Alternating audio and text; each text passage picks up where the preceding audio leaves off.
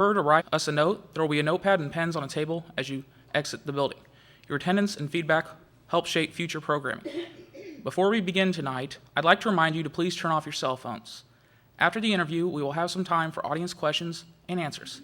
If you have a question, please raise your hand, and a student helper with a microphone will come to you. Please ask just one brief question.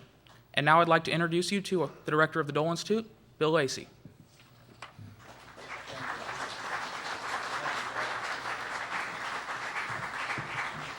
Thank you very much, Joe. Thanks to all of you for coming out on a Sunday afternoon. We're delighted to see everybody here for what is going to be a very exciting and interesting program. It's part of our Leadership and Globalization in Sports series that we created a few years ago so we could do programs like this, which are a little bit outside our normal scope of program. Before I bring our introducer up, though, I wanted to tell all of you about a couple things. One, we do have our guest book available on sale by the KU bookstore. You can pick that up in the back. Lisa, wave, Lisa. Okay. Lisa would be delighted to sell you 1 copy, 2 copies, or even 3 copies. Makes great Christmas presents. That's only a few months away, so you can start planning right away. And also, Bill will be signing copies of books immediately after. And also, we will have a reception that is open to the public immediately after our program today in the Simons Media Room. We actually are kind of adopting a little bit of a Kentucky Derby theme. We will be serving mint juleps if you're old enough, so take advantage of that. And thank you all for coming out. One of the great things about the Dole Institute is that we get so much incredible help from so many different people on campus.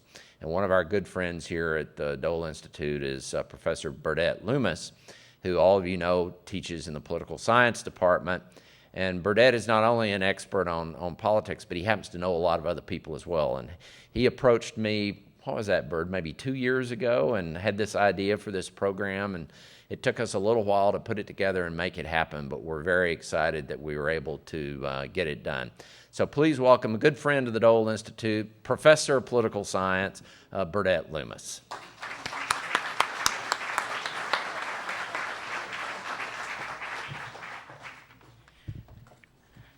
Thanks very much, Bill. And I just right back at you with Bill Lacey. It's always a pleasure to work with him. He's really receptive to ideas of one sort or the other, and he helped facilitate this in his usual easy way. I'd also like to give a little shout out to Frank and Janie Carey, who that's the original connection to Bill Nack, and probably the reason that he is here.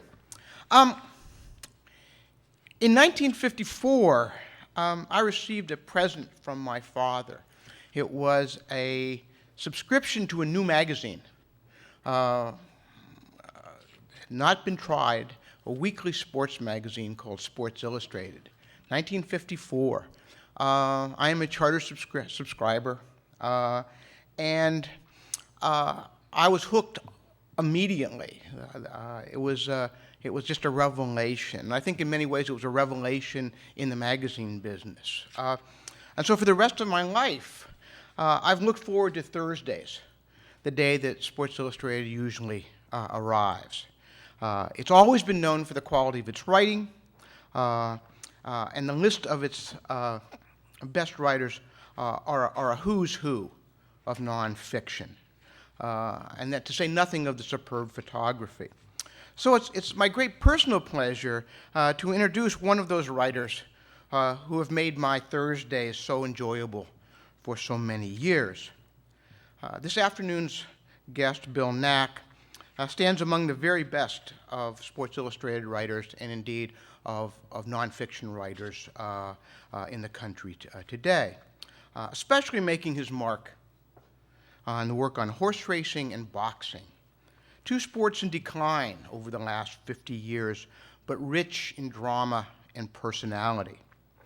Aside from the great Secretariat and the superb, if tragic, Philly Ruffian, Bill has written on Mike Tyson, Reuben Hurricane Carter, and a wholly different kind of warrior, but no less interesting, chess master Bobby Fischer. As a fan of great narratives, I'm in awe of Bill's ability to find just the right way into his characters' minds and actions. The story unfolds as if it were there all the time. Of course it wasn't. Rather, Bill has found the thread and then constructed the story. Bill's career is long and distinguished, from his days at Newsday to Sports Illustrated to the writing of numerous books to his various roles in bringing Secretariat to the screen. For many of us, the Secretariat story is familiar and romantic. Yet, like any great story, it gets better with retelling. And for those of you with just passing familiarity with this great horse, you're in for a treat. Indeed, this afternoon, we're all in for a treat, as a remarkable storyteller gets to talk about an even more remarkable athlete. Please welcome Bill Nack.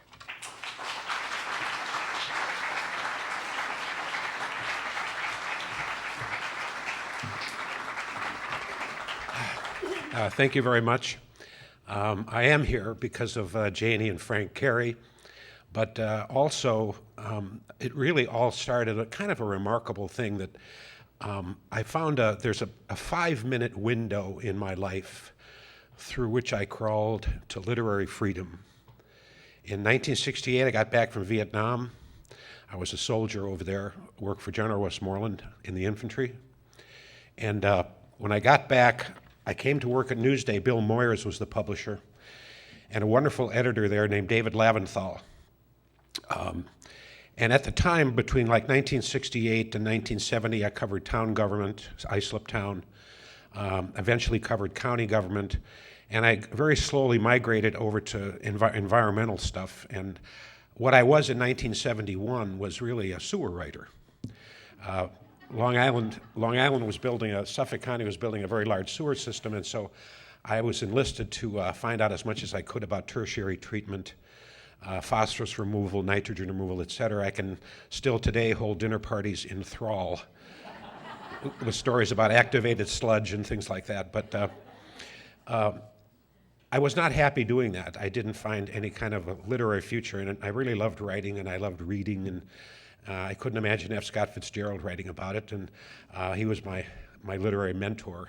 And so, but when I was a kid, I took up horse racing as a hobby. I found the lore of it, the Damon Runyon aspect of it, to be completely compelling, and really fell in love with a horse named Swaps, who won the Kentucky Derby in 1955.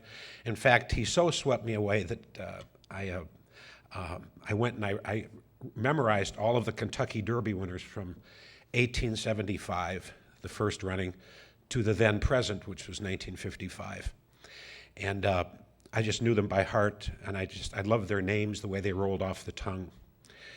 And at the Newsday Christmas party, by the way, I went on to become a groom and a hot walker.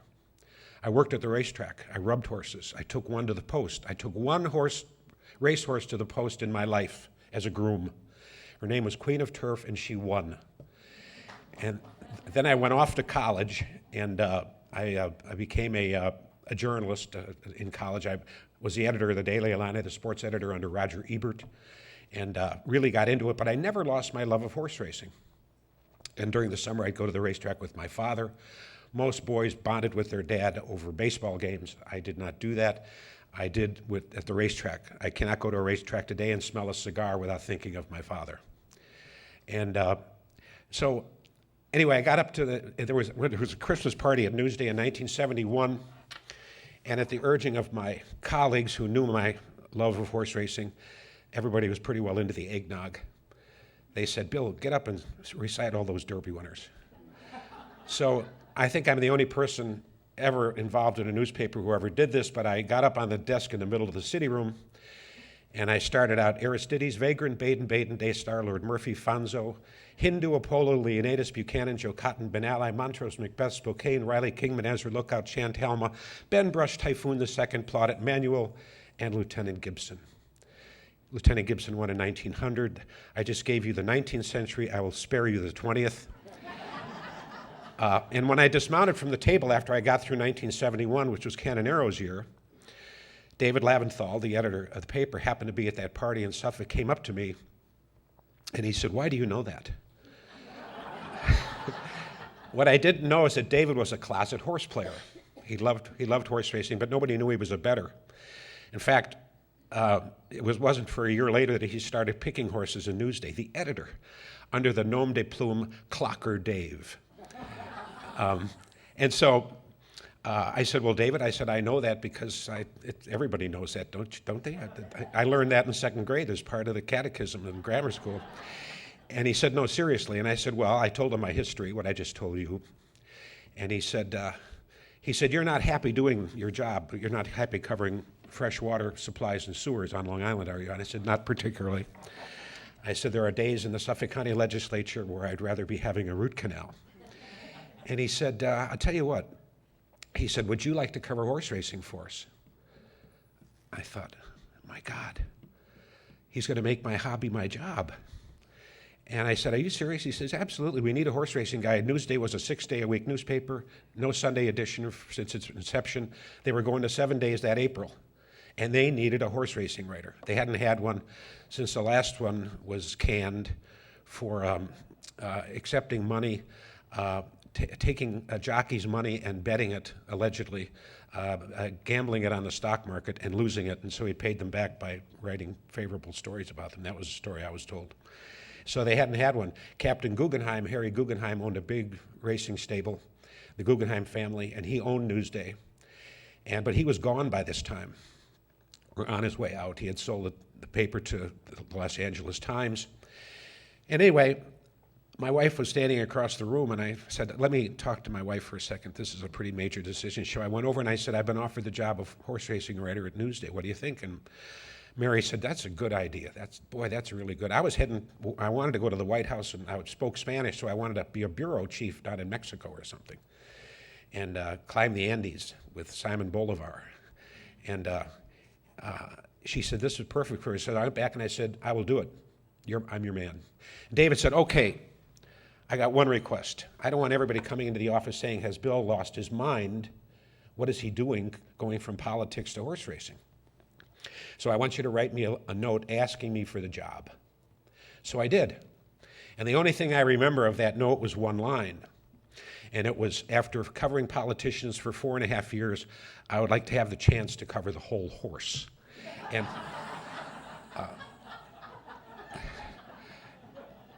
I did say at the bottom of the note, I said, "I do not include Robert Dole in this judgment, however." And so that April, after I cleaned up everything, that March, this was December of 71, in March of 72, I walked into Belmont Park with a spiral notebook in my hand, never having covered horse racing in my life, but knowing a lot about it. And I was in heaven. I was levitating. I never touched the ground. And I was there for 5 weeks, when I covered my first Kentucky Derby. And the winner of that Derby was a horse named Riva Ridge. And he had been the 2-year-old champion the year before, and then he went to the Preakness, and he lost the Preakness in the mud. He could not do mud.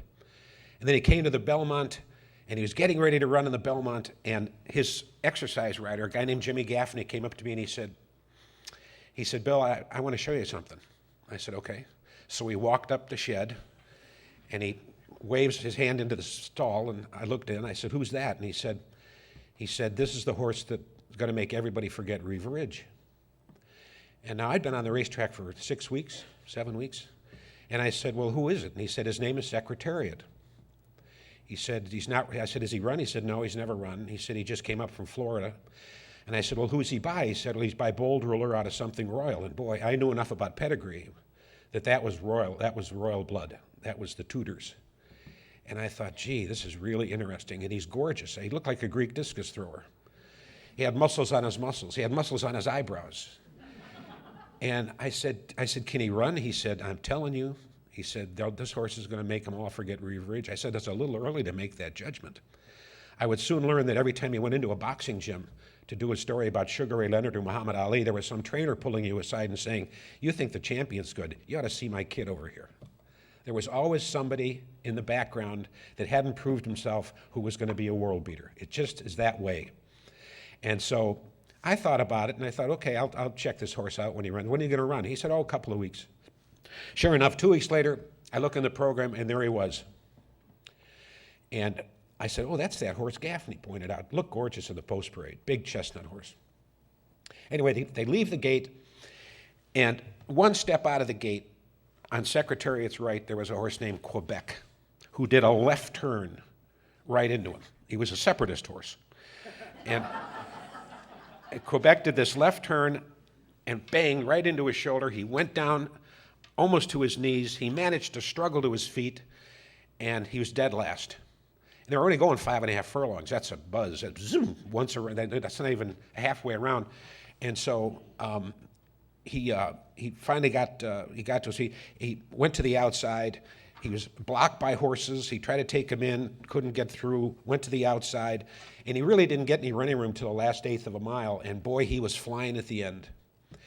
And I thought, this is good. And Clem Florio, a handicapper at Pimlico who was on vacation, extended vacation in New York to play the horses, he jumped up from his seat and he said, Secretariat's going to win the Kentucky Derby next year. I said, Clem, he just finished 4th. He says, yeah, but don't pay any attention to that. Take a look at the films. He got cream coming out of the gate. He said, this horse has got everything. Look at him, look at him. And I said, okay. Now here we are a week or two later at Aqueduct, and he comes out of the gate this time. He's running again, comes out of the gate this time, and he airs. He just gallops, wins by 5 or 6, easy.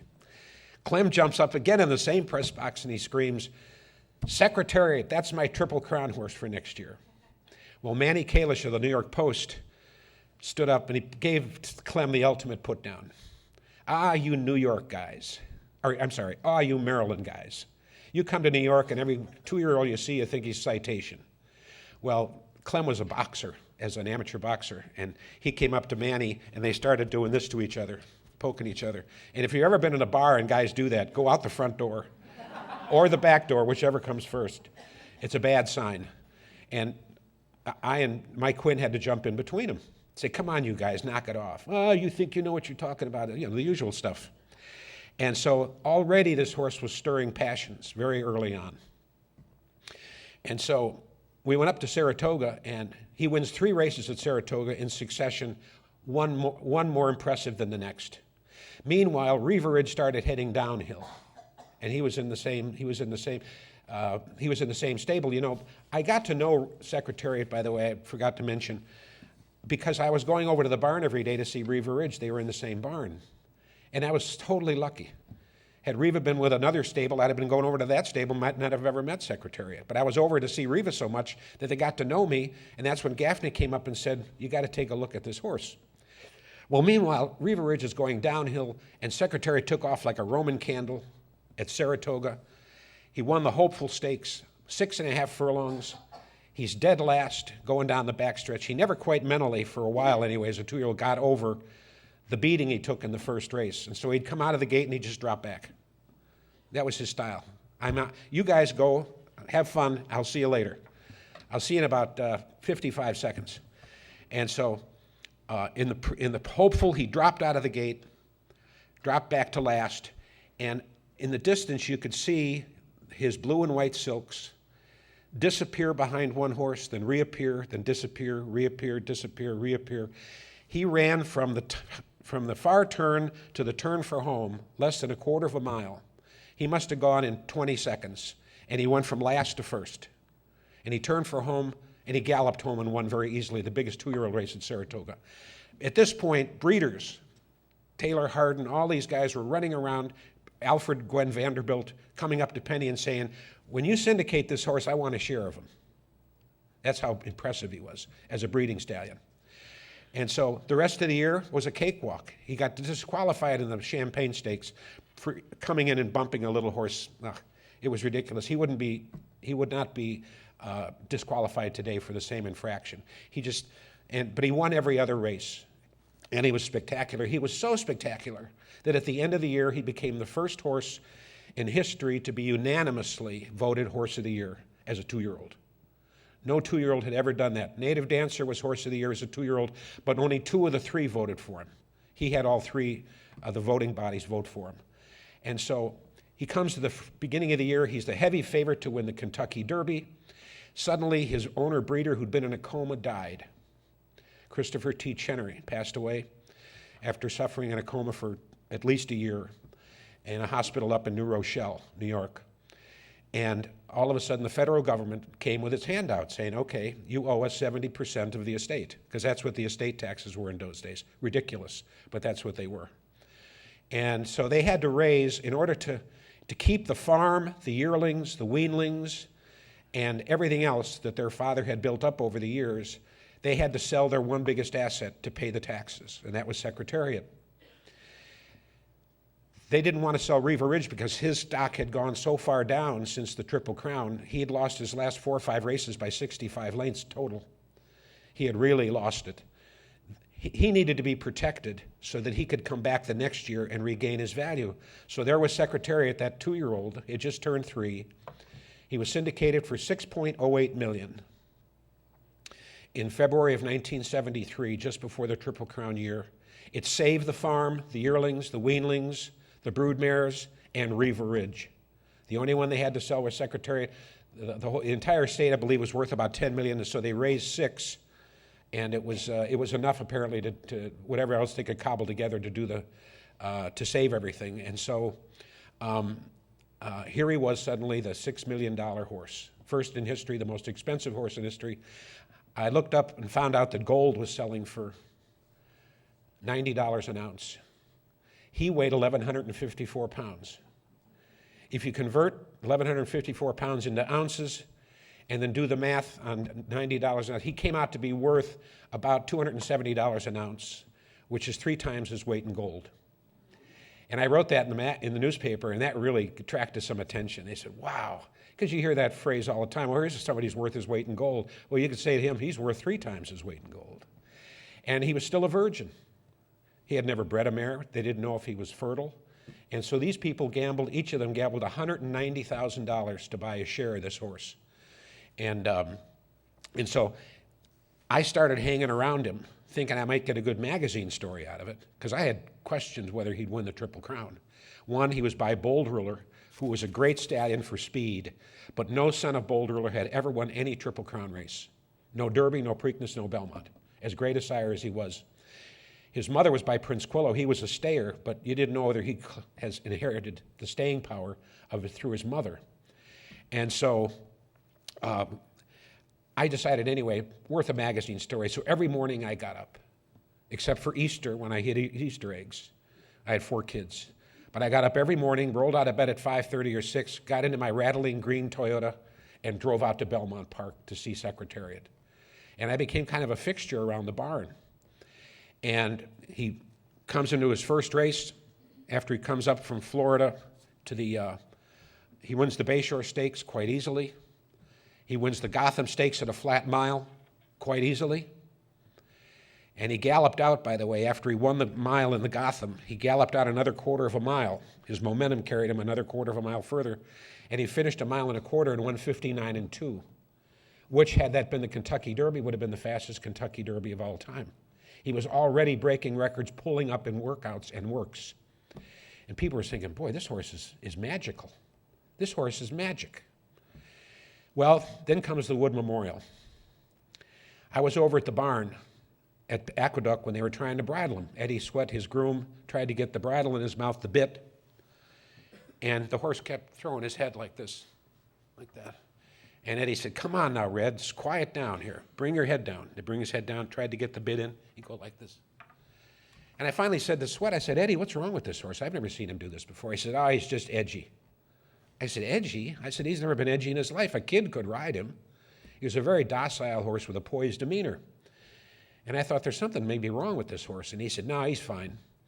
Well, what I did not know was that morning, Dr. Emmanuel Gilman, who was the racetrack veterinarian in charge of horse identification, came around the barn as he did for every horse running that day and lifted up his upper lip to check the tattoo that was tattooed inside the upper lip, which was put into that horse's mouth, tattooed in there as a yearling, and would identify him as who he was all of his life.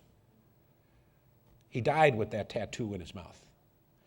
And it's just, you can't take it out, you can't alter it. And the horse ident people come around and look at the tattoo to make sure he's the horse that he purports to be. So you don't run a ringer in a race, a horse with by another name. So horse identifies him perfectly. And when Dr. Gilman lifted up that lip, he found a boil about the size of a $50 festering under his upper lip. Anybody ever here had a boil? I mean, imagine one under your upper lip. And that's why he couldn't get the bit in his mouth.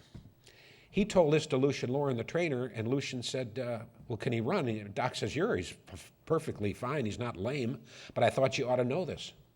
He's got an abscess on his upper lip. And Lucian said, well, we got to run him. The Derby's in 2 weeks. He's got to go the mile and 1/8 of this race. What further compromised him that day was the fact that Lucian's mother-in-law had died. And he had to go to Canada for a funeral. The horse had not worked well that week. He worked slow. A horse got loose on the racetrack. The work was all goofed up. He meant to work him again and didn't. And Secretariat had a slow metabolism. He needed hard, fast works to stay fit. Hard. I'm talking about faster than horses run in the afternoon. He needed hard work, big muscular horse. And he didn't get that work, and he had this abscess. Turcotte knew nothing about the abscess. Lucian didn't bother to tell him about it. In fact, he didn't tell Penny about it. I guess he didn't tell anybody. Lucian was the old school. You don't tell anybody anything because they can use it against you. That's the old school. So if Pancho Martin, the trainer of Sham, knew that he had an abscess, then he'd run an entirely different race than he did run that afternoon.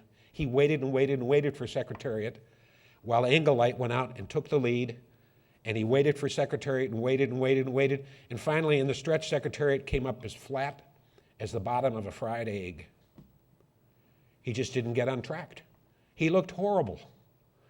He didn't stretch out. He didn't look himself. I thought to myself, is this the same horse that won the Bayshore and the Gotham and was Horse of the Year? My gosh, this is ridiculous. Now he's going to the Kentucky Derby? Good luck.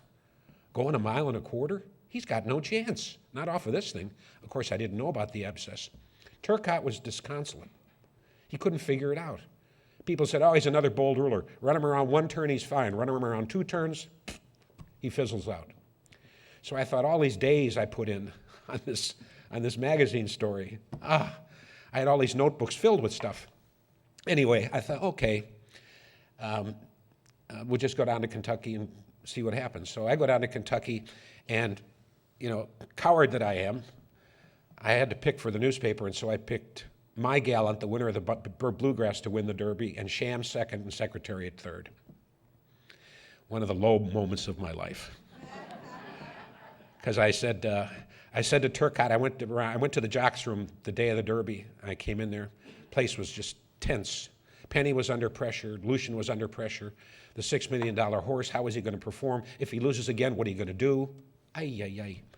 And so I said to Ron, I said, well, what do you think? He said, well, what do you think? I said, well, he said, who did you pick? I said, I picked him third. I picked My Gallant to win and Sham second. He said, Bill, there was something wrong with this horse for the Wood. And I found out later what it was. And he's over it now. And so, is it too late for you to pick again? I said, no, we only have one paper on Saturday. I've got to stick with my pick. And he said, too bad. He said, this horse is going to run big today. I said, what about the Wood? He said, there was something wrong with him in the Wood, and it's okay now. He's himself again. He had worked brilliantly that week at Churchill, which kind of puzzled me. I thought, well, he's working great again. He looks good. He's radiant. His coat looks really good, very golden. The sun had hit it, and it'd blind you. And so, anyway, I went back up to the press box, and I didn't know what to think. And all of these, the stands were filled with all these people wondering in anticipation what was going to happen to the $6 million horse. And all the syndicate members were saying, oh, my God, did I throw all this money away? And what is she going to do if the horse loses again? Will she stop with him? So anyway, here's the Kentucky Derby, and there's a horse that leads it, by the way, is named Shecky Green, who's named after the comedian. The owner of Shecky Green was Neil Hellman, who was a good friend of Shecky. And Sham, of course, is very close to the hunt. He's the horse that everybody thought was going to win this Derby if Secretariat didn't. Sham was in the movie, of course, with Pancho Martin. But anyway, Lawrence, do you want to show the Derby, please? He starts out dead last, by the way. You see him coming out of the gate. And For the lead.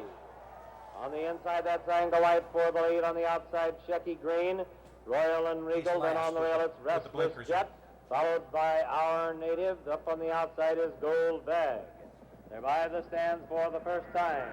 Shecky Green is showing the way by a length and a half. Royal and Regal now being moved to the inside, looking for room. Gold Bag is up on the outside. Then on the rail, it's Angle Light, followed by Sham. Our Native, Restless Jet. It's My Gallant, then Forgo. On the outside, Navajo, followed by Secretariat, Warbucks, and finally, Twice a Prince. They're moving on the turn. The leader is Shecky Green, leading by 2.5 lengths. Gold Bag is second by a head. Sham now third on the outside by 2 lengths. Royal and Regal fourth. 2 lengths then back to Angle Light in fifth. The Secretariat has made a sudden move and is now sixth. Then it's Restless Jet. Our Native beginning to move up. Navajo, Forgo, and Warbucks beginning to move up, followed by My Gallant and Twice a Prince. They're into the turn and bunching for the lead with Shecky Green, still the leader by a half a length. On the outside and challenging is Sham, and he's now got a head in front. Now Shecky Green responds to the challenge, and those two are heads apart. Royal and Regal is third and holding on. Gold Bag drops back. Secretariat is fourth and moving up on the outside and is now third and moving at the leaders as they come for the head of the stretch. They're at the head of the stretch, and Sham is the leader. He leads it by a length. Secretariat is in the center of the racetrack and driving. Shecky Green now drops back. Coming on a bit is Forgo, Our Native on the outside. Now and they're in the stretch. It's Secretariat. Secretariat on the outside to take the lead. Sham holding in second. It's Secretariat moving away. He has it by 2.5. Sham, then on the outside, Our Native. At the wire, it's going to be Secretariat. He wins it by 2 lengths. Sham is second. Our Native third by a length. Forgo is fourth. Restless Jet is fifth. And it looks like Navajo might have got... Here he gallops out. He's got a nice front shot of him. Yeah. Okay, that was the greatest Kentucky Derby ever run. Since he ran, 1,490,000 horses have come of age to be eligible to run in the Kentucky Derby, and he still owes the record for it.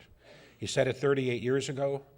It was the fastest Derby ever run, the first Derby ever run under 2 minutes, 1:59.2, which was the same time that he galloped out the Gotham in a few weeks before.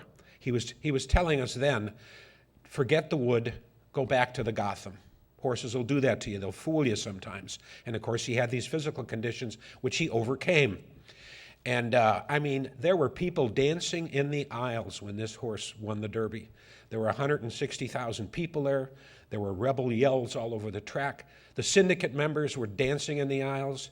Penny and Lucian were there. By the way, when they came by the stands the first time, this was in the movie, and it's an accurate depiction of it. When they came by the stands the first time and Secretariat was last, Lucian turned to Penny and said, I'm getting out of here.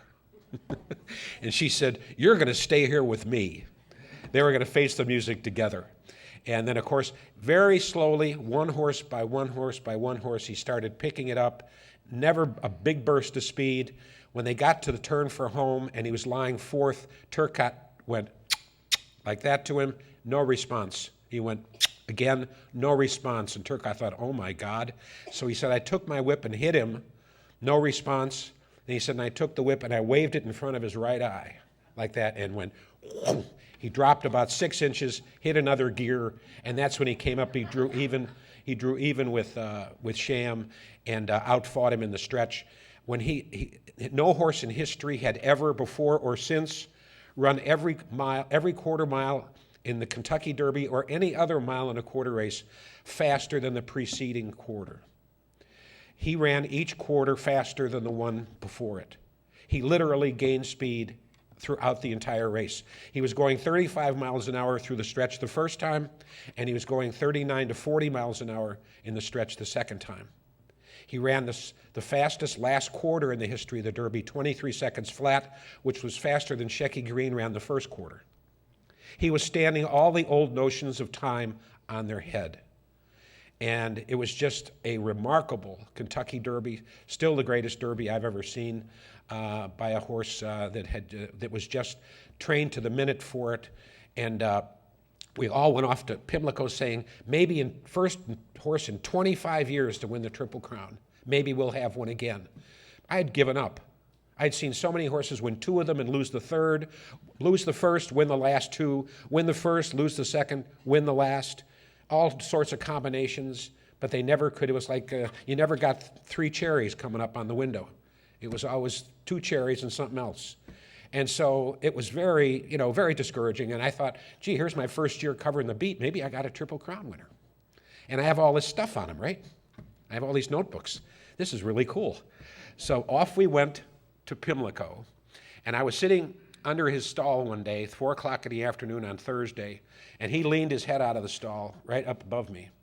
And he leaned over and he blew some snot on me a little bit. And then he started doing this with his, like a camel, with his upper lip, making like a camel. And I looked at it, I said, what's wrong with him? Hey, Sweat, what's wrong with this horse? I said, look, he looks like a camel. And Eddie came up and he looked at him and he walked up and he plucked a little thing off of his whiskers, and the horse went and went back into his stall. Basically said, thank you very much, I appreciate it. And then Eddie threw this thing up in the air and blew it up, and it came down in the palm of my hand. Eddie said, oh, it's just a pigeon feather. Itching him, don't worry, he's okay. So I took the pigeon feather and I put it in my wallet, and I carried it around with me for about 20 years. Until that wallet was lifted at Madison Square Garden during a prize fight between Roberto Duran and Bobby Moore. I could not believe it. I had a laminated picture of swaps that I've been carrying in assorted wallets over the years since 1955, and I had this pigeon feather, and when I would go out to Churchill Downs or go out to Lexington to visit Secretariat in the incoming years, I would always pull that pigeon feather out of the wallet, and I'd say, and here's the pigeon feather that was on his whiskers that Eddie Sweat blew up in the air, and it came down in my hand, and here it is. And I'd pass it around the car like a little conversation piece. And so we didn't quite know what to expect in the Preakness. It's a mile and 3/16, 16th of a mile less than the Kentucky Derby. He worked like the wind. Instead of nowadays, a horse wins the Kentucky Derby in record time, he would barely work going to the Preakness. Well, Lucian said, I'm going to tighten the screws a little more. This horse needs work. And so he worked him 5/8 of a mile in 57 seconds flat, which is absolutely blazing along. And he galloped out 3/4 of a mile in 1 minute and 10 seconds, which is the same time that it took a horse named Lemat, an older gray horse, the fastest horse in Maryland, to win a stake the day before, 110 flat. So he was working out and galloping out in the morning as fast as older horses were running in the afternoon. And I mean, he looked spectacular. He was radiant. He was eating up his feed. He was not acting like a horse who just run 1.25 miles and won 59-2, but didn't quite know what to expect. Clem Florio, who was now the guy from Aqueduct who had predicted this, he was now back at his home base in Baltimore, Maryland. And I said, what do you think, Clem? And he said, well, if I were him, I'd go to the lead. I said, right out of the gate, he said, yeah, you don't want to go to the lead on the first turn, because if you go to the lead on the first turn, the track is not graded as high at Pimlico as it is at Churchill. And if he goes too fast around the first turn, there's a Chinese laundry out on Belvedere Avenue. You can take his dry cleaning back over there, because that's where he's going to end up if he goes too fast around the first turn.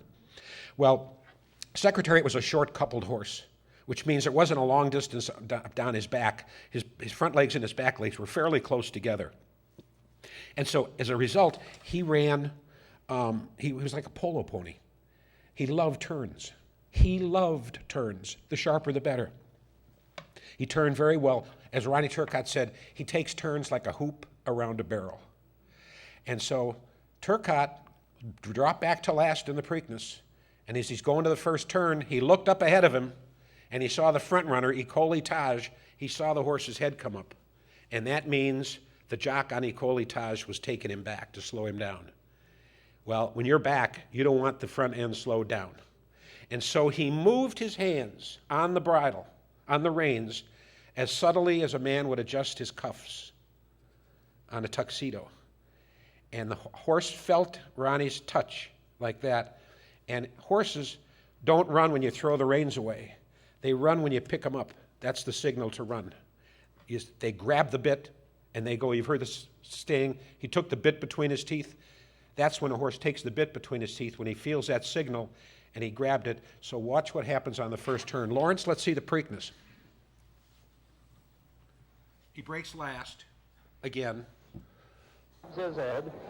He's at number 3. And they're off. For the early lead, that's Deadly Dream. On the outside, Ecolitage. Then it's also Torsion on the outside. They're coming by us. It's Ecolitage getting it, and he's moving away by about 2.5 as they pass the stands. Settling into second, Torsion. Sham has good position, third on the rail. It's another 3 lengths back, Deadly Dream. Then Our Native and Secretariat is last again as they move into the first turn. They're into the turn. Ecolitage has it by 2 lengths. Torsion second by a length, and then Sham third. There he Sham goes. under an easy hold right now. But here comes Secretariat. He's moving fast, and he's going to the outside. He's going for the lead, and it's right now he's looking for it. Ronnie Turcotte sends him alongside Ecolitage. Here we have it. Ecolitage is the leader, but Secretariat is right alongside. Then Look at the size of his neck. that is Sham now going got a to the great neck. outside in third. We're moving down the backstretch. Secretariat holding it by a length and a half. Here comes Sham second on the outside now. Now it's Secretariat the leader by a length and a half with Sham moving into second. And it looks like Ecolitage has had it, dropping back in third. Coming on in fourth is Our Native, and he's pretty close. Torsion fifth, and a trailer way back is Deadly Dream. They're on the turn. Here's the race, folks. Secretariat trying to hold it, and Sham is driving to get him.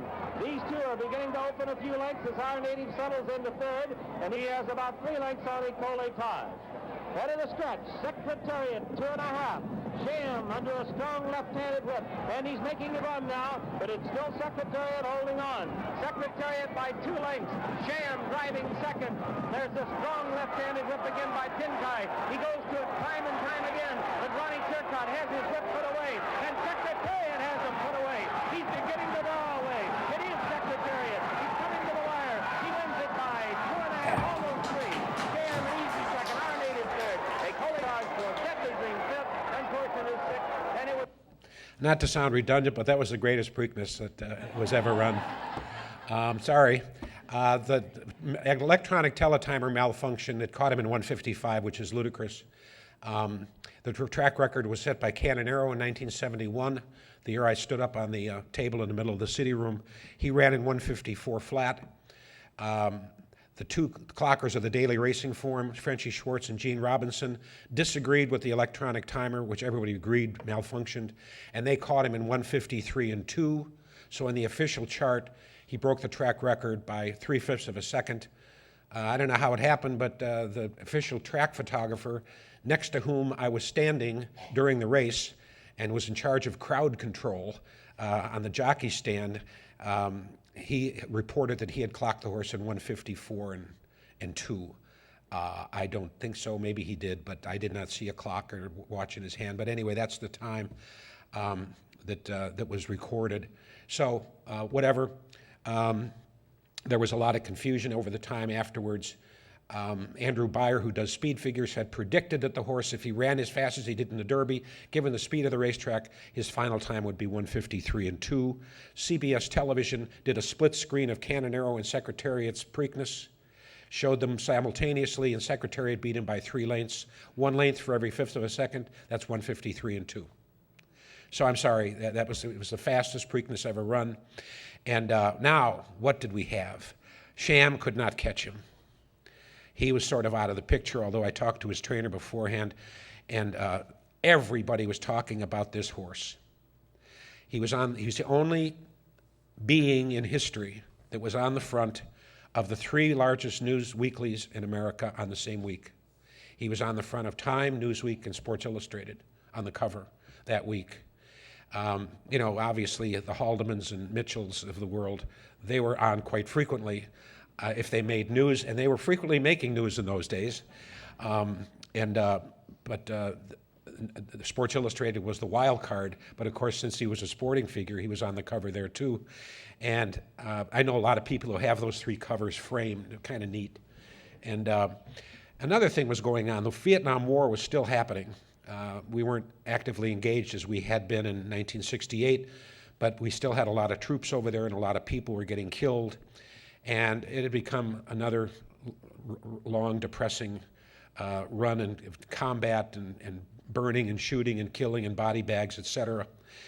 And also another thing that happened during the making of the movie, Fred Thompson, the actor, former senator from Tennessee, and that Bill Lacey, by the way, worked for, and it's his campaigns. He came up to me and he said, would you tell me what I was doing when the Watergate hearings were? Because he was working for Howard Baker at the time as a special counsel. And he was very involved in the Watergate hearings. And he said, I want to know what was going on while this Triple Crown was happening, because I'm going to be doing radio programs on the movie, which he was in. He played Bull Hancock in the movie Secretariat. So I came, I went back and I did a timeline on 73. And believe it or not, on Friday, before the Preakness, the day before that race you just saw, was the first day of the televised Senate Watergate hearings. And I said to Fred, on the Friday before the Preakness, right in the middle of this Triple Crown, was the first televised. He said, oh, I know exactly where I was when this was going on. Thank you, I can now put it in a context. So anyway, so the Watergate hearings were going on, and really America at this point was kind of in a funk, and all of this stuff happening all at once, the presidency collapsing around everybody's heads, in the Republicans. So it was just a very difficult period of time. And Secretariat came along and he sort of declared a national recess for about 5 weeks. He said, I'm going to, here's a horse, a being that, all he wanted was hay, oats, and water. He didn't have a girlfriend. He didn't have an agent. He didn't beat up his wife or girlfriends. There was no 9/11 calls. All he wanted to do was eat and run. And he was perfectly delightful personality. He was a prince of a colt, a chivalrous prince of a colt, just like his old man, Bold Ruler, was also that way. And, around the barn, he was as playful as a kitten. I remember one time I was walking up the shed, and Eddie Sweat had been scraping with the rake the shed in front of Secretariat's stall, and then he leaned the rake up against the wall by Secretariat's stall and went over to get a burlap bag, and the horse seized with his mouth the rake and started pushing it back and forth across and so, and one day I was standing in front of his stall with my spiral notebook, and I was taking notes with Sweat, and the horse reached out and he grabbed my notebook, and he pulled back in the stall, looking at me like, are you going to come and get it? And I said, Eddie, your horse took my notebook. And he said, Red, give the man his notebook back. He says, you can't write anyway. And so the horse dropped the notebook on the straw matting, and Eddie went in and picked it up and anyway gave it to me. But he was very playful, a very sweet temperament of a horse. And we didn't know what to, I called up Lucian the night before the Belmont. I said, everybody's expecting not a race, we were expecting a coronation. The first horse in 25 years to win the Triple Crown. But he was working faster now than he ever worked in his life, believe it or not. I was telling you about the workouts before. This horse worked a mile in 1:34 and 4/5 seconds.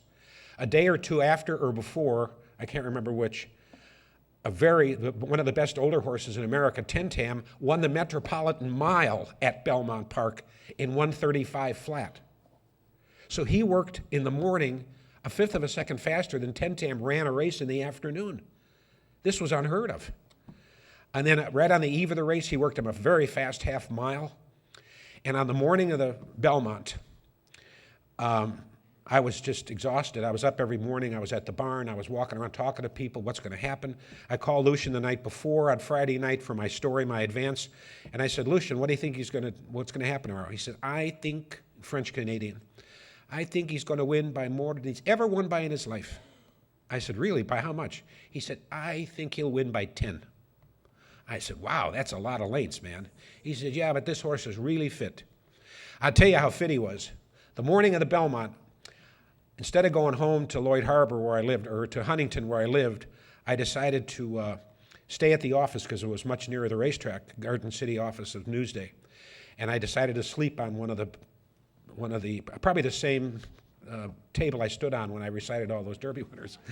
And I slept on the table, and I told the city desk, I said, wake me up about 3:30 in the morning. The guy's writing the headlines. I said, okay. So sure enough, woke up.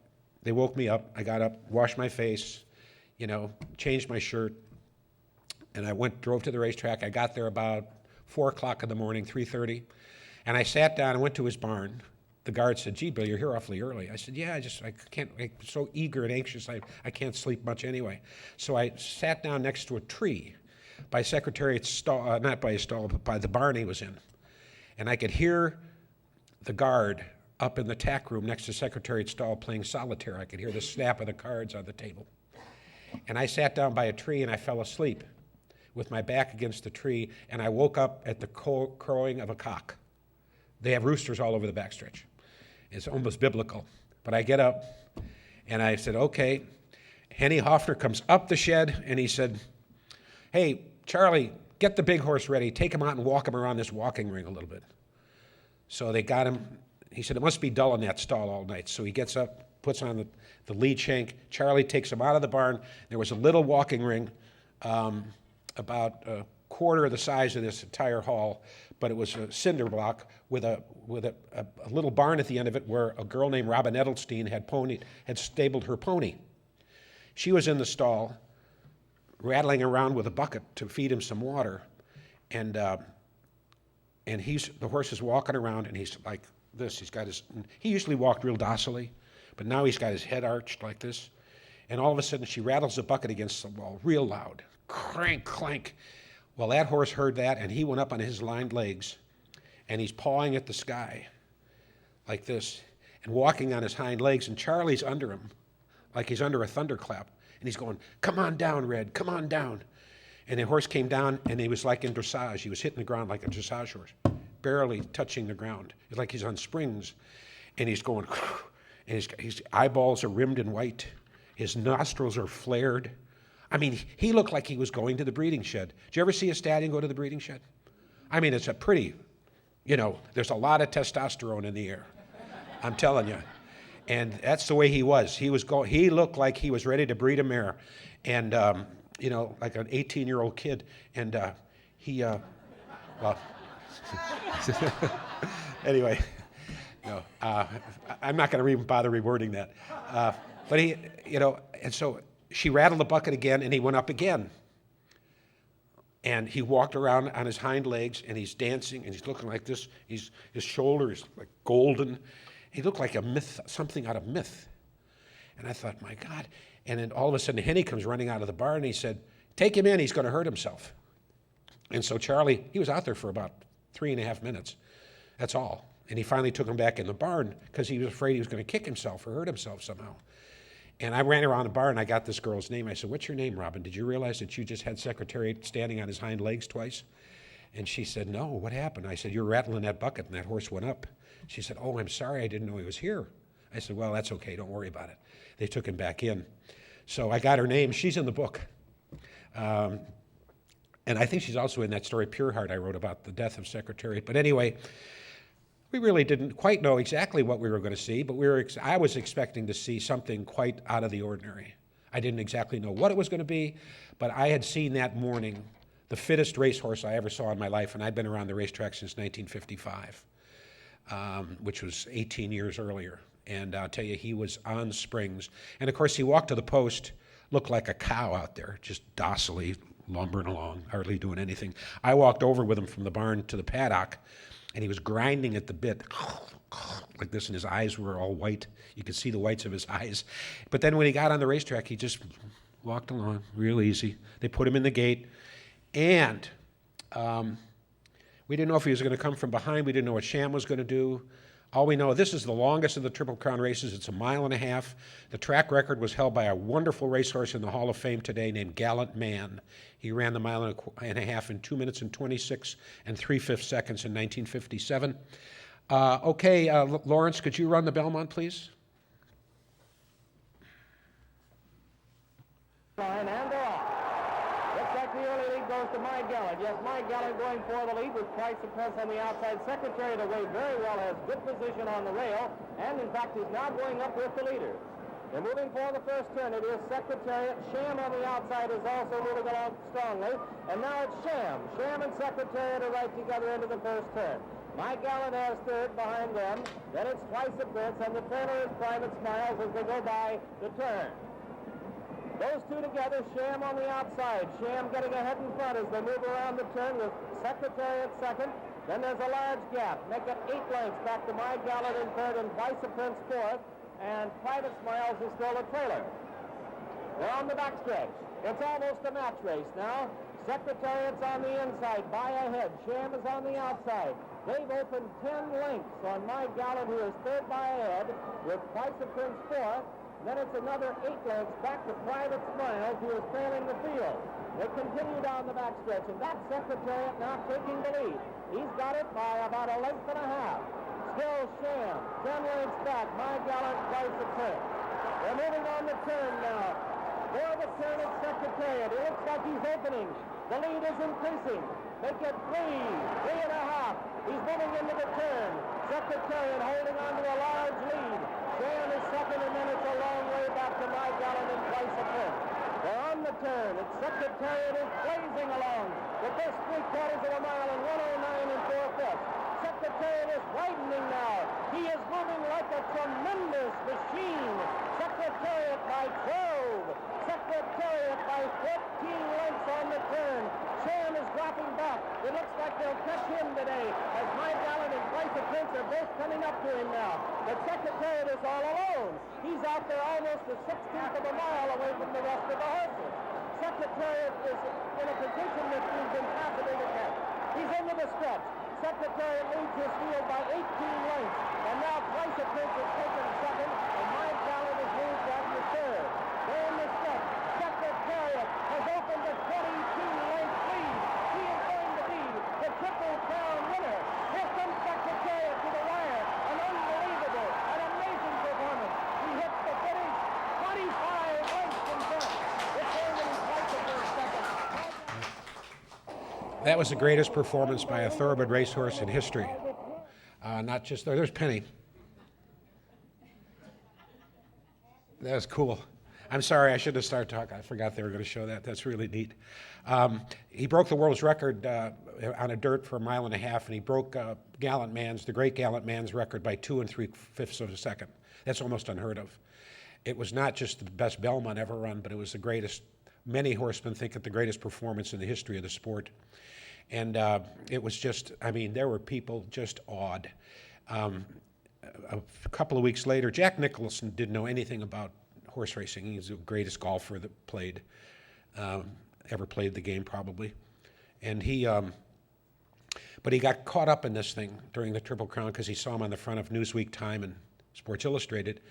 And he was at home in Boca Raton. Barbara and his wife had the kids out of the house, and he was by himself in the den. And he told Haywood Hale Bruin, the broadcaster, he said, Woody, I don't understand it. He said, I was watching that race, and he said, when that horse turned for home, I was on the floor of my den, on the rug, pounding on the rug, and he said, tears were coming down my eyes. I can't understand it. What was going on? And he said something very sage. He said, Jack, he said, your entire life has been a pursuit of perfection. And on June the 9th, you saw it and recognized it. And so you remember the football commissioner, a very distinguished gentleman called Pete Rozelle, was a commissioner of the National Football League. He knew a little bit about horse racing, I guess, but he went to the Belmont. And he said, when he was talking about it later, I mentioned this to him up at Del Mar. I'd heard the story, and he confirmed it. He said, I was in the Turf and Field Club with dining tables and everything. And he said, I was watching that race, and he said, as the horse turned for home, he said, somebody grabbed my ankle. And I thought somebody collapsed at my feet. And he said, and I looked down to see what had happened, and he said, I was standing on the table, and I have no memory of getting up there. I mean, that's the kind of thing that was going on. And people were, today you can say, did you see Secretariat's Belmont? Yeah, I was at my mother's house that afternoon. They remember, like, they know exactly where they were when it happened. It was so astounding. So he not only won the Triple Crown, but he won it in a way that had never been done before. He's the first horse, and I'm sure the last horse, certainly in my diminishing lifetime, that would break the records in all 3 races. It's never been done. It's been done in 1 race, but never 2 and never 3. That's out of the question. And there are horsemen around who believe today that mile and a half record of 2:24 flat will never be broken. And they still haven't broken the Derby record, but 2:24 flat is just daunting. I asked Turcotte, I said, what did you hear going around the far turn? I said, there were like 75,000 people there or something like that. I said, what were you hearing? He said, well, after Sham dropped back, I didn't hear any footfalls except my own horse. And he said, I heard my horse breathing easily, going, whoo, whoo, whoo, and I could hear the beat of his feet on the ground. And he said, the only other thing I heard was as I turned for home, I could hear the stands roaring, and it sounded like, I said, what did it sound like? He said, it sounded like when you're near the ocean, you get near the ocean, you can start to hear the waves. That's incessant, like that. He said, I heard that. And he said, and then I heard a voice. A voice said, keep it up, Ronnie, you're going to win. And he said, and I looked over to these bushes. There was bushes on the right at the turn on. And he said, I didn't see anybody. And he said, I just wondered who that was. I've often wondered who that was who yelled that to me. That was the only thing I heard. And then he said, of course, when I came home, I was just like I had entered a tunnel of sound. It was awesome. He said it was the most unbelievable, memorable performance he ever had on a horse. And so when he died, Secretariat died in 1989, I found out that in 1838, a mare was born in this country named Pocahontas, named after the Indian queen. And she had in her body, she had, I don't know what the exact how to say it, but she had a genetic, not anomaly, what's it called when you, Busser? Mutation, yes. She had a genetic mutation, and it's now called the large heart gene.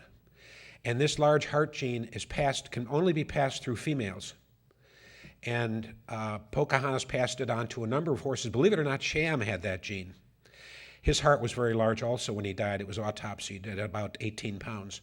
The normal horse, just the average riding horse, is 9 pounds, is their heart. The average performance horse is 12 pounds. And when they took Secretariat's heart out, Dr. Serwicki thought it was probably around 20 to 21. And I asked him, I said, was it pathologically enlarged? He said, no, it was not pathologically enlarged. All of the chambers and valves were normal. And he said it was just huge. We put it on the table, and all the veterinarians who were at the autopsy just commented on how huge it was.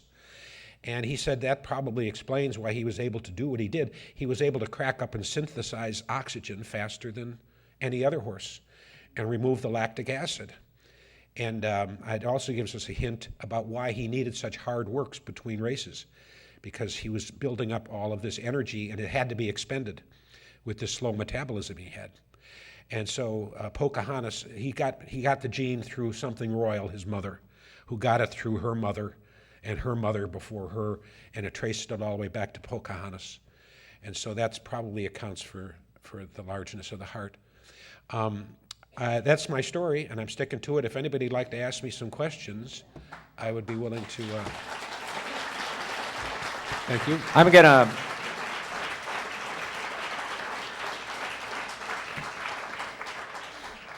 the way we'll do Q&A this afternoon, if you'll wait for one of our students with a cordless mic to come up to you and grab you. We got somebody on the front row, but somebody else going to take a mic here? There's a gentleman there with his hand up. You're just walking by him. Would you address the propensity of some horses to just have a willingness to win? They don't want to follow anybody? Yeah, I mean, that's the very essence of the thoroughbred. Unfortunately, a lot of thoroughbreds don't have that quality. They don't like their job. And a lot of them are lazy. A lot of them don't try very hard. A lot of them you got to coax and cajole somehow to get a supreme effort out of them. And some horses like Secretariat and Sham, and Shecky Green, by the way, that horse who led the Derby, at the end of the year he had done so well in sprinting that he became the Sprinter of the Year. He was voted Sprinter. He got an Eclipse Award as Sprinter of the Year. These horses descended from, or is it ascended from? Anyway, these horses came from Arabian stock that was shipped over. It was a horse named the Darley Arabian. Thomas Darley, who was a British consul, bought this horse, bought the Darley Arabian from a tribal chieftain, and brought him home through the port of Aleppo to England. and mixed him with some of the sturdier, hardier bone stock of the English horses, the racehorses. The Darley Arabian was extremely fine. He had a tremendous spirit, which is what, to address what you were saying, and a will to win and a desire to win. And he infused this in a lot of his offspring. And in fact, the last figures I heard, all horses in America, I think in the world, in the thoroughbred business, 90% of them, over 90, it's like closer to 92 or 3, if you were to trace their tail male line, their sire, grandsire, great-grandsire, all the way back, it goes to the Darley Arabian. His influence was profound, and not just profound in terms of what he infused in the thoroughbred, but it was extensive, and it's lasted. This horse lives among us today through his offspring, and Secretariat was one of those. Every good horse I've ever seen, really good horse, like Secretariat, Seattle Slew, Affirmed, Forgo, they were smart. And by that I mean this. I don't mean they couldn't parse a sentence or add digits, but what they did do is all horses express their intelligence through alertness and curiosity. I once saw Secretariat out next to his barn being grazed one day, and it's in the flight path of JFK, and a plane flew over, and that horse lifted his head up and looked up at that airplane. I had never seen that before. I'd never seen a horse look up at an airplane before. But he was an extremely curious horse, and that, to horsemen, is tantamount to being, it's the same as intelligence. That's the way they express their intelligence, alertness. They're cute, they act fun, they're alert and alive. And when you're around one like that, you can say, well, this one probably can run. Any other questions? Did I answer your question? Okay. Whoever, you. Yes, you mentioned the 1955 Derby that Swaps were on. I was fortunate enough to be there. You were? I was. You and William Faulkner. I was a senior. I was a senior in high school, and I got a free trip there from my uncle who taught at the UK at the University of Kentucky. Anyway, Nashua was the big. Those were the two horses. That's right. And it seemed like the rivalry was so great afterwards. They even had a matchup. As I recall. They did. Could you describe that and how that came about? Well, that was one of the most disappointing days of my life when Swaps lost to Nashua in the match race. I didn't find out until years later that from P.G. Johnson, a horse trainer in New York who was in Chicago in those days, he said that the morning of the match race, Swaps came up lame. He had a very sore frog on his foot, and they tried to cover it up with, they cut up a woman's high heel shoe, and they put the leather on it over, but it wasn't enough, and the horse was lame. He should not have run, but something like 500 or 600 reporters had flown in from all over the world to see this race. It was a huge event, and they begged Ellsworth not to scratch Swaps. We've got to run this race, and we can't postpone it. So he ran the horse when he shouldn't have run him, and he hung in there until about the last eighth of a mile, and then Nashua pulled away from him. The next year, Swaps broke 4 world time records and tied a 5th in one of the greatest exhibitions of speed in the history of the sport. That got him into the Hall of Fame with Nashua, I should add.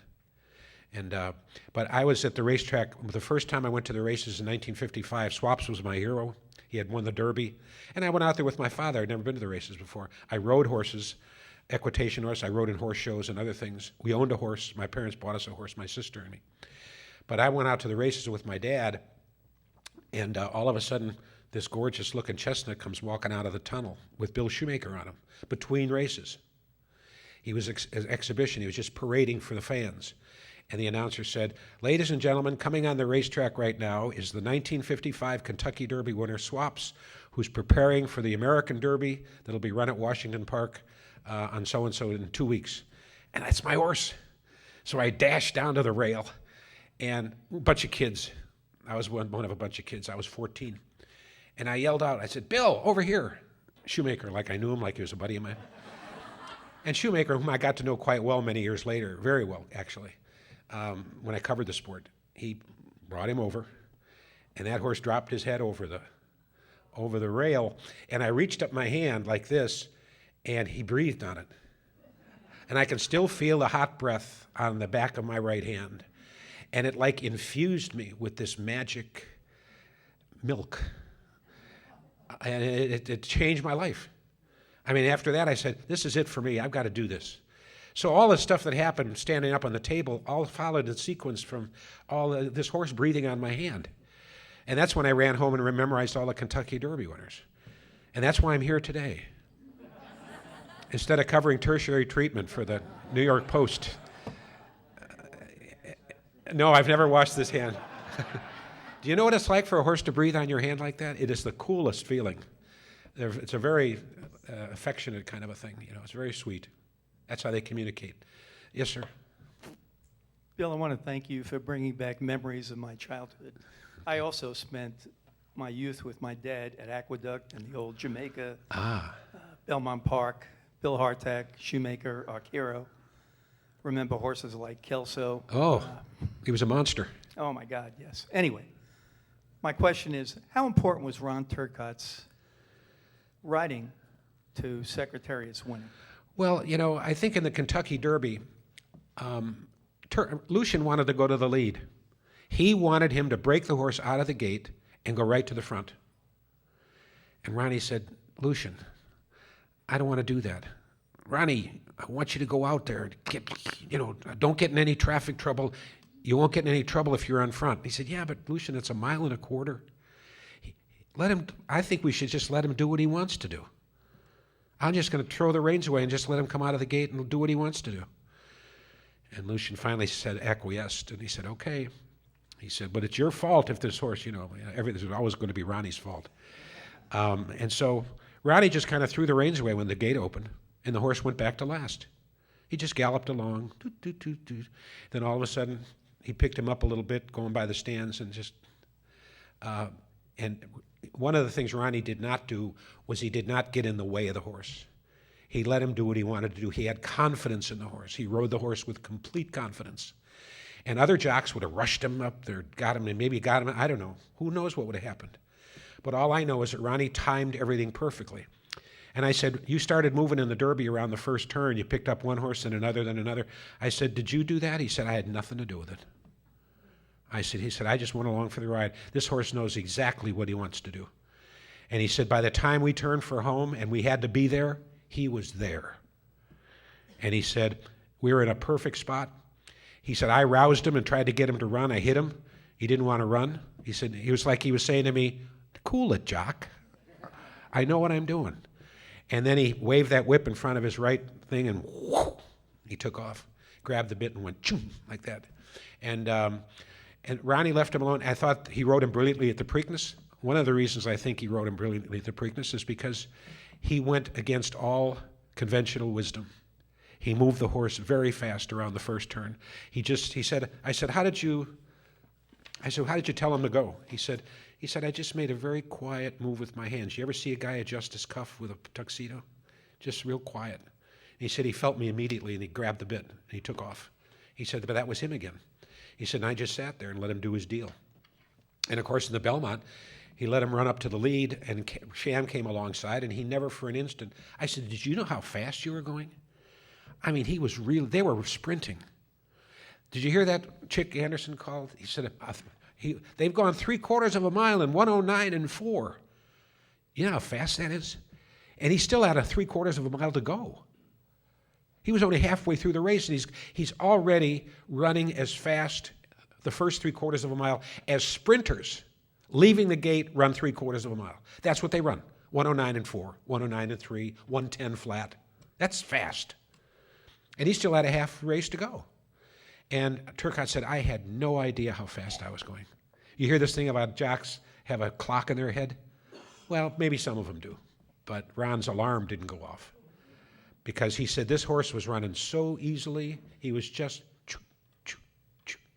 He said when he was a 2-year-old, he had those big shoulders, he'd pound on the ground and pound. He had this big, thick neck, pound.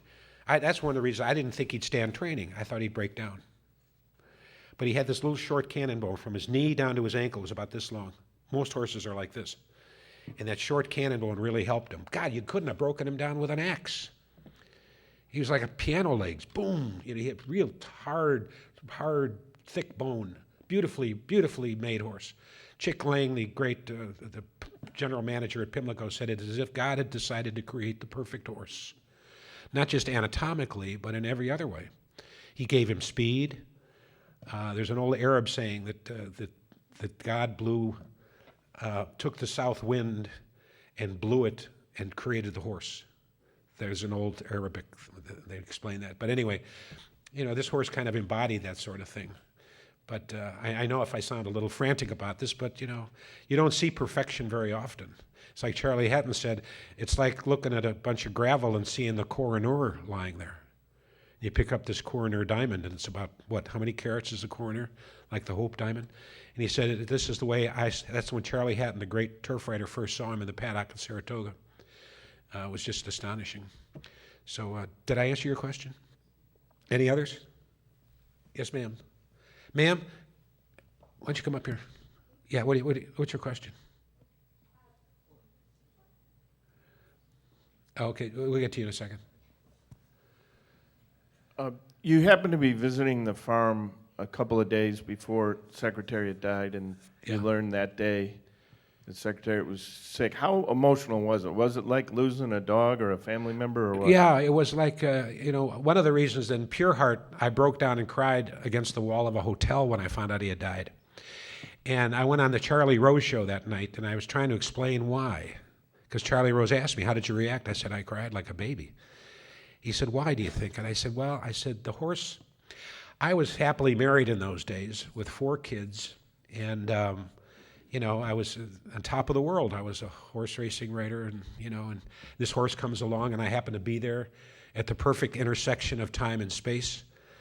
I was happy domestically, and everybody was getting along, and the Secretariat era represented to me something very special, and that era died when he died. I missed it, and so it was like a kid. I mean, I was so close to him emotionally. I'd spent so many hours around him, and I'd take people on tours of Claiborne Farm and say, here he is, and he'd come galloping around the paddock, and and I had that pigeon feather in my thing, and so a lot of my emotional energy in life was tied to that animal. And it probably sounds a little bit silly, but it's really not. I mean, I really looked up to him, and he was one of the greatest athletes I've ever seen. When ESPN decided to make him the 35th most important athlete of the 20th century, there were arguments. You want to know one of the reasons? Mickey Mantle was number 36. And all the Yankee fans were outraged. How could you have a horse ahead of Mickey Mantle? Well, Secretariat never got drunk and disorderly. A very good reason, like Mickey did, and tell the press off and not talk to anybody and be surly and all this other stuff that Mickey was often. But here this horse was, but anyway, I and a bunch of other sports writers insist that he was an athlete. He was trained like an athlete. He was fit. He was on a very strict regimen. He was like an Eastern Bloc. Oh, I don't want to say that because that implies drugs. But he was like an Olympic athlete who was sheltered all of his life to perform at his optimum for our entertainment, which is what it was for, and for money. By the way, when Secretariat won the Belmont, there were people being offered $500,000 for their $190,000 share. And he turned out to be a good stallion. He did not reproduce himself. Neither did Citation, neither did Man o' War, nor did Count Fleet, nor did Swaps or Nashua, to name a few of the great ones in history. These are once-in-a-lifetime horses, and the Secretariat was really a once-in-a-lifetime horse. Any others? Yeah, ma'am, you want to? Could you get this gal here? Yes, sir, over here. Oh, okay. Over here, sir. Okay, I'm sorry. Now, in your writing, and certainly in the movie, the Sham team doesn't come across very sympathetically. So I just wondered, what is your assessment of Sham, clearly in view of the horse that he was up against? Well, if I owned Sham this year, he'd win the Triple Crown. We'd have first Triple Crown winner since 1978, since affirmed. He was a hell of a horse. But he was absolutely pounded into the ground by this horse. And he broke down in the Belmont or shortly after, and he never ran again. Turned out to be a reasonably successful sire. By the way, they shared maternal grandsires. Secretariat was out of Something Royal, and she was a daughter of Prince Quillo. Sham was out of Sequoia II, who she was also by Prince Quillo. Prince Quillo was conceived in Belgium, sire lived in Belgium. He was conceived in France, or born in France, raised in Ireland in advance of the Nazi army going in from across Europe. And his owners just kept him ahead of the Nazi armies. And he crossed the English Channel, and I think he was conceived in Belgium, or maybe he was conceived in France, and traveled in utero to Ireland and was born in Ireland. And little Prince Quillo came out, and little bay horse, kind of a war orphan, really. And while the Nazis were bombing, while the Wehrmacht was bombing Britain, he was in Ireland. He was in Britain, then he moved to Ireland. That's what it was. And then he went to Ireland. From Ireland, he traveled by boat in the hold of a ship through submarine-infested waters and landed in New York, and really got off the boat as kind of an orphan. And he ran in claiming races, cheap races, for a long time. He was finally owned by a Princess Georgiazzi from Cincinnati, Ohio. She was somehow a princess. She was royal blood. But I don't know how she ended up in Cincinnati, but I'd have preferred Newark, actually. But anyway, she ended up in Cincinnati, and she owned this horse. And he gradually became, they found out what his forte was, long-distance races. 1.5 miles, 1.75 miles, 2 miles, 2 miles and a quarter. Long races. And he had great stamina in him. And he was born in 1940 during the Battle of Britain. And he got over here and he became the best cup horse in America in 1943 at the age of 3. And when the princess retired him, either that year or the next year, she couldn't get anybody to stand him at stud because stamina horses don't have much appeal. People want fast, bold ruler, speed. That's what people were looking for. And here was his cup horse. So Bull Hancock finally took him and said, I'll stand him at stud at my farm in Virginia, Ellerslie, near Charlottesville. So he took Prince Quillo, stood him at stud. His stud fee his first year was $250 and 2 empty Coca-Cola bottles. I mean, there's nothing. Well, his first year, his first crop, he had Hill Prince, Christopher Chenery, bred to him because he was a Virginian. He didn't need Kentucky.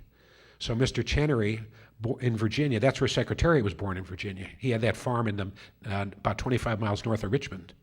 So he bred mares to Prince Quillo, including Hildine, who was by the 1926 Kentucky Derby winner named Bubbling Over. She was an old mare and blind. And they took her to Prince Quillo at Ellerslie, and she got pregnant. And she dropped Hill Prince. Hill Prince was the favorite for the Kentucky Derby, didn't win, won the Belmont, and went on to be Horse of the Year. That was Prince Quillo's first crop.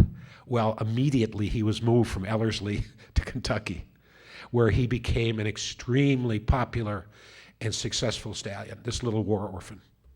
That's his story. I wouldn't be here if it were not for him. Because of... I'm sorry. I'm sorry. Time for one last question. Oh, I'm sorry. Am I going too late? No, you're doing great. This gal would like to ask a question. She's been asking me.